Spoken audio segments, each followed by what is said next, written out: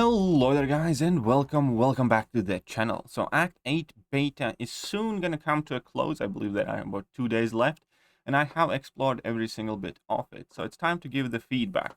And for those of you who are gonna immediately jump to comment section, this is just genuinely meant to be well-hearted with best intentions, honest feedback. There are things that I absolutely liked. There are many things that I was quite indifferent with, and there are some things that definitely did start bothering me at this point as well.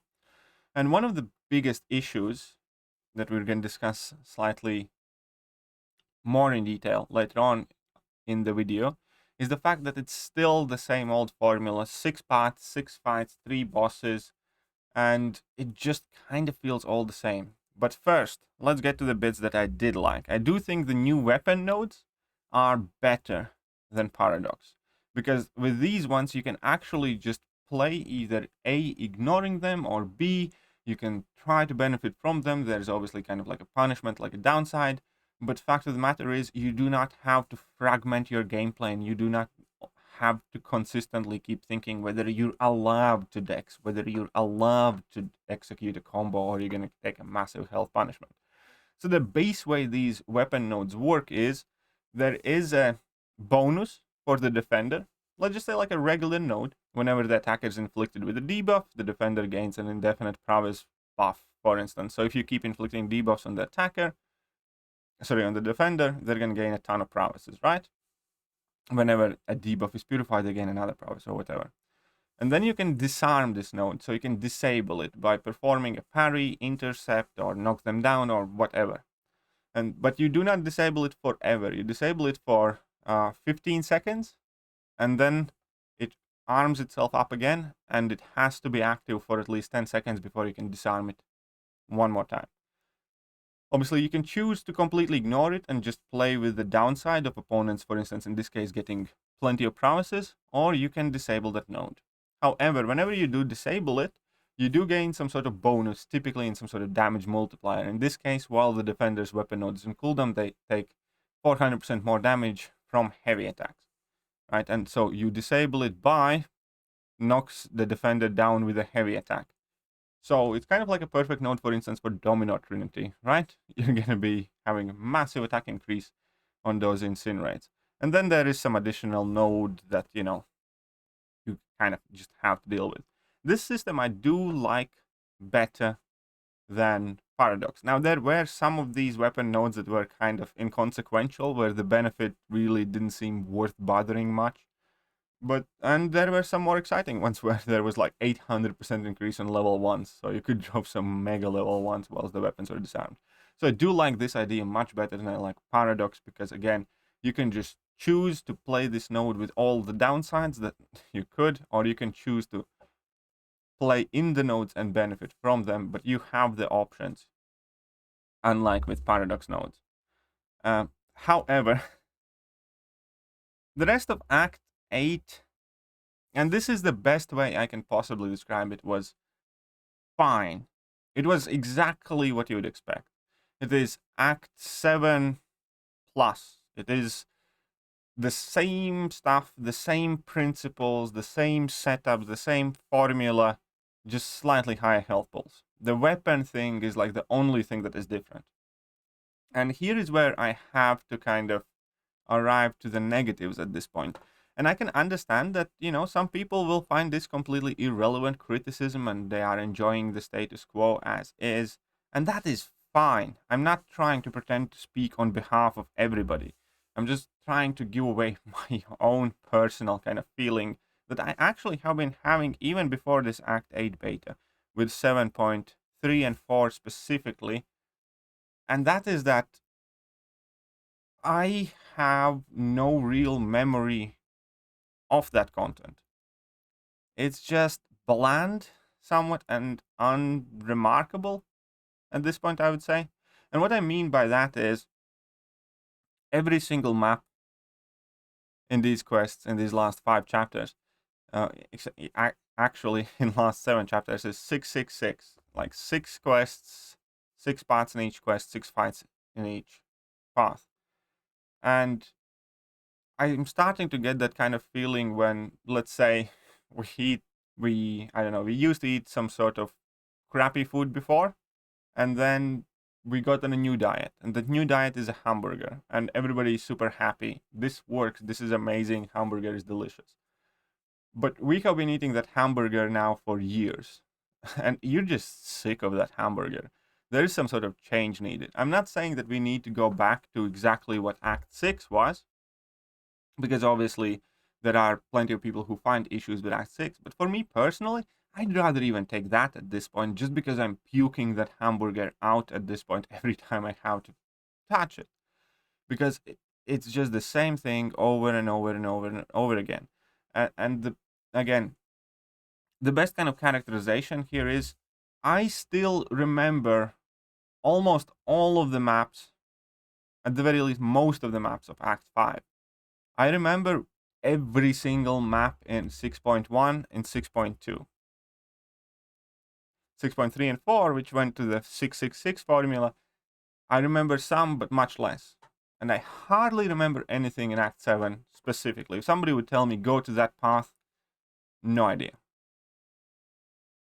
And I think that that is definitely becoming a problem. Whereas it might not have been a bad thing at the time when it happened. We have been just overfed this kind of schematic diet. These Act story content quests used to feel, more challenging, fair enough. Perhaps they overdid it with Act 6. But again, I'd much rather do 6.2 again, for new rewards with bigger health pools than play this Act 8 beta again, because it just feels super bland. Again, we can take a look at Act 5, 2, 3, 4. All of that is different. Every single map is different. There are globals, for instance. And I'm not saying we need to have a global in every quest of Act 7. But I'm saying put it in some. Make them somewhat different.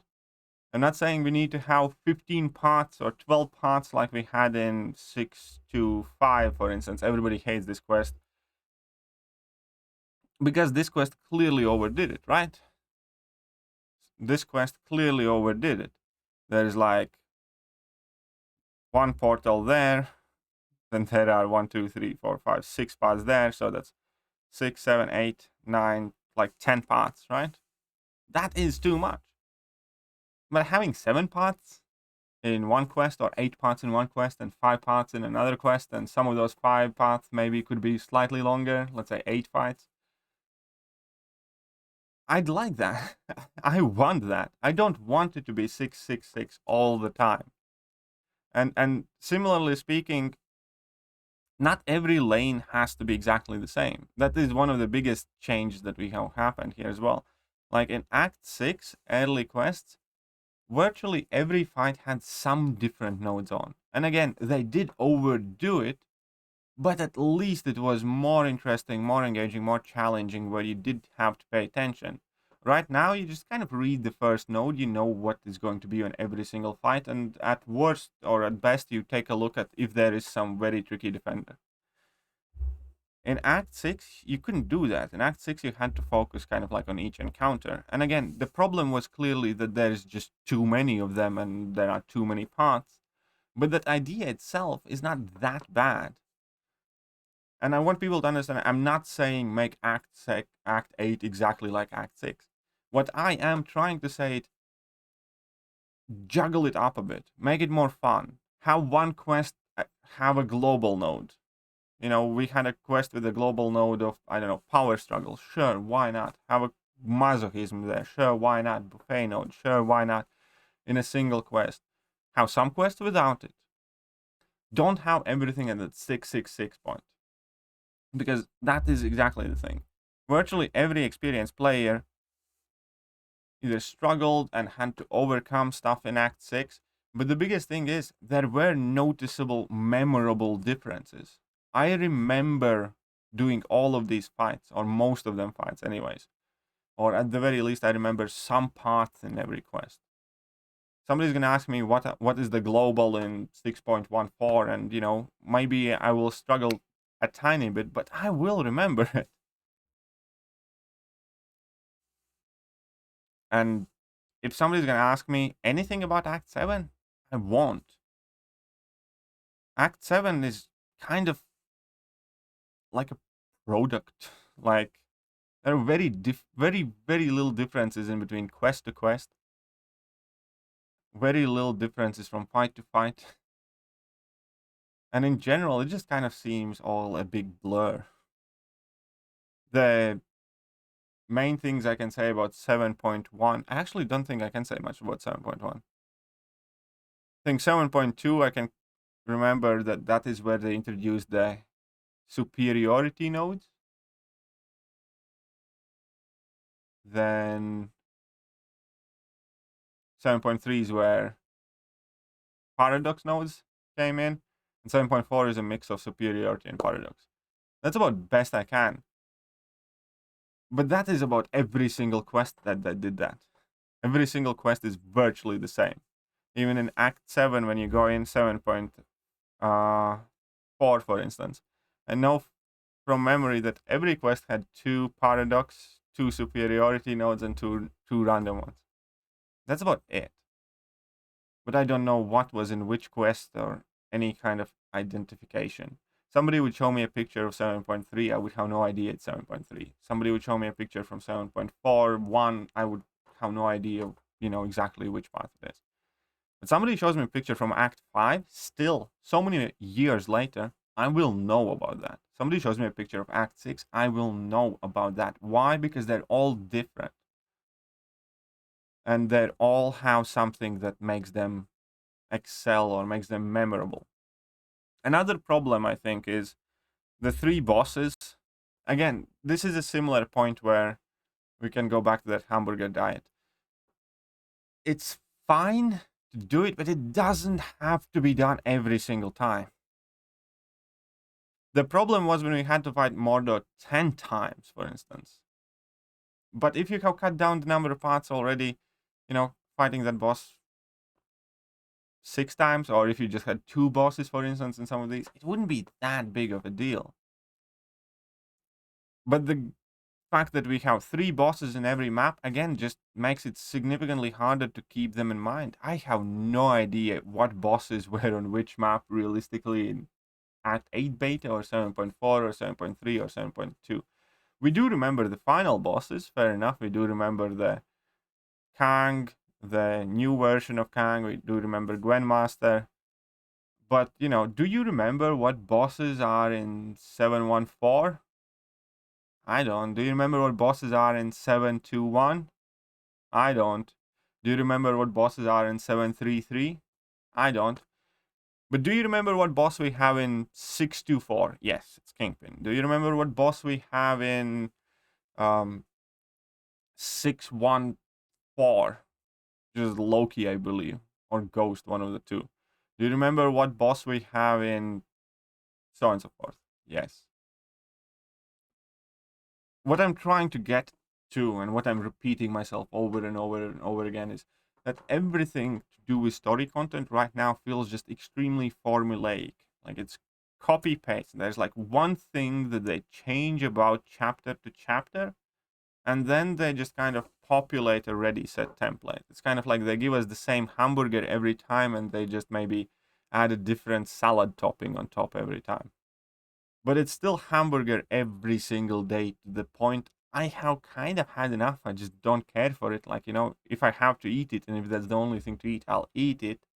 And yeah, hamburger isn't gross, but would it kill kebab to give us some pizza? Would it kill kebab to give us some tacos or some different food? If that makes sense. Or a steak, or whatever. Just change it up, for God's sake.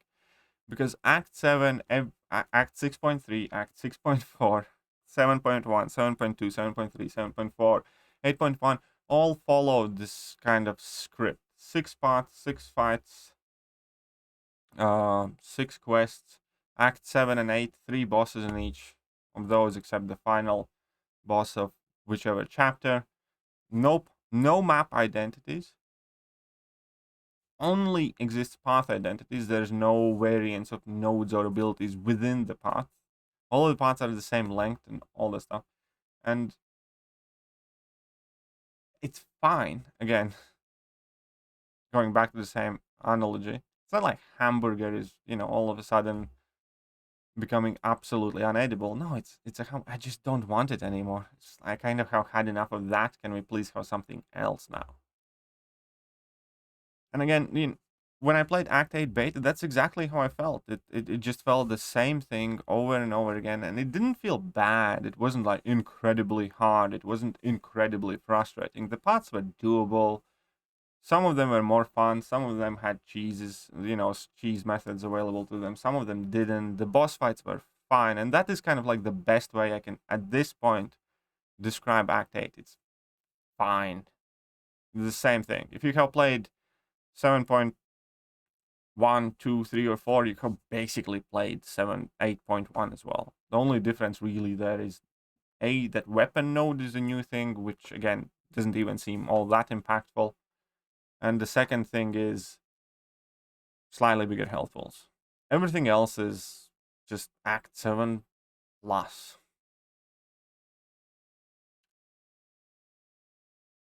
And again, I'm sure that there are some people who are fine with it. I'm sure there are some people who, are going to be happy to play the same maps, the same methods, everything else. For me now, especially when I look back, the fact that I can't even... I played this game a lot. I uploaded quite a lot of videos, and I can't even remember most of Act 7. Part of it is the fact that, the level of difficulty and level of challenge has dropped 100%. Because we do remember better things that we struggle with. And I understand that not everybody likes that. The majority of the community like easier story content. That's fine. But also definitely a big part of it is just because it all blends together. There is no identity to any of the quests, to any of the chapters, really. And it's the same 666 method. 6 quests, 6 paths, 6 fights. 3 bosses. So, let me know what you guys think. If you played Act 8 beta, especially, give me your feedback in comment section. But this is my feedback. Catch you guys later. See ya.